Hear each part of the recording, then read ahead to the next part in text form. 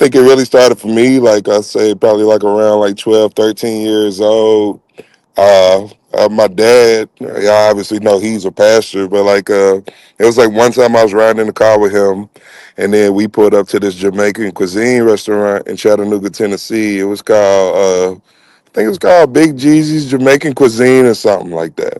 But Yeah. anyways, like my dad, he was having a meeting with the owner, like you know what I'm saying, and as I wandered around, like you know what I mean, like I'm letting them talk. And then I'm like walking around the restaurant. I stumble across like this studio room in the back of the restaurant. So I'm like, oh shit, what the fuck is that? I open up the door, I crack the door open, and then it's like some guy sitting in there smoking a black and mild, like just sitting at the computer. So he noticed me, and Yeah. then he was like, hey man, like what's good? Like how you doing?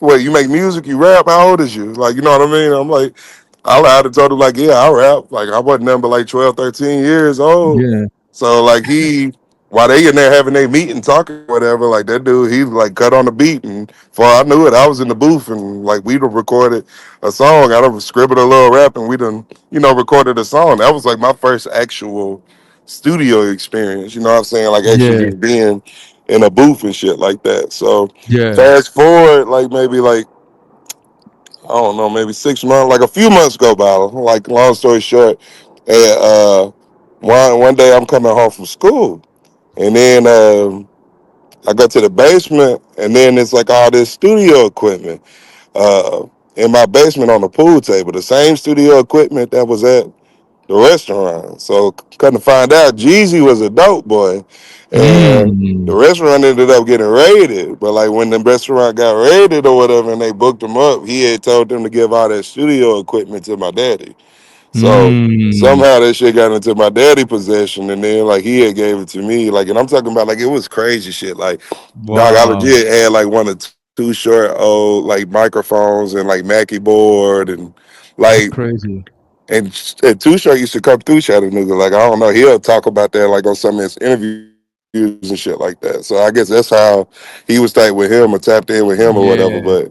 that's how I ended up getting my first studio for real. And like from that, by that time, I'm like what, like 13, 14, going off to like high school. So I was just like fucking around with Pro Tools and like just figuring out how shit work and stuff like that. But I didn't really get serious about it until like maybe like ninth, 10th grade when I ran into this guy named and now I think it was really more like 10th grade. But when I ran into Tiggy K Tovin, that's the dude that produced like the whole Preacher Son record pretty Okay. much.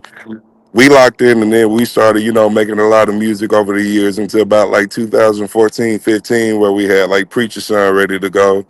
And then we Mm. dropped that shit and then it like went nuts. Like, you know what I Yeah. mean? But I mean, Tiggy, I mean, like we ain't on the best of the terms today, but like I always salute him and, very appreciative for that time and like us being able to come together and make that body of work because like his influence and like just helped so many people.